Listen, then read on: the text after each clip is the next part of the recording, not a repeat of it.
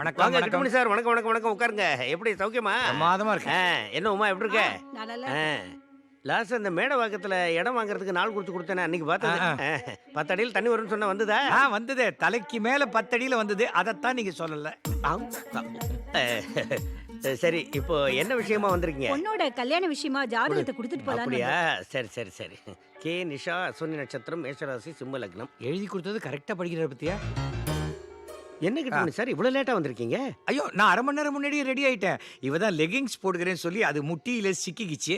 அதை எடுத்து என்ன விடுறதுக்கு. உளறீங்க? ஐயோ அதை கேட்கலீங்க. பின்ன இந்த ஜாதகத்துக்கு இந்நேரம் கல்யாணம் முடிஞ்சு குழந்தை பிறந்து நீங்க தாத்தா பாட்டி ஆயிருக்கணும். நானே வா. நீங்க தாத்தா, அவங்க பாட்டி. ஓ, ஐயோ, இந்த பொண்ணுக்கு இன்னும் ஒரு மண்டலத்துக்குள்ள கல்யாணம் நடந்தே தீரணும். கல்யாண மண்டபம் கேள்விப்பட்டிருக்கேன். அது என்ன மண்டலம்? ஷோ, மண்டலம்னா 48 நாள் சுவாமி. இம்சிக்காதீர். சரி. இந்த 48 நாளைக்குள்ள இந்த பொண்ணு நிஷாவுக்கு கல்யாணம் நடக்கலன்னா அதுக்கப்புறம் இந்த ஜென்மத்துல நடக்கவே நடக்காது.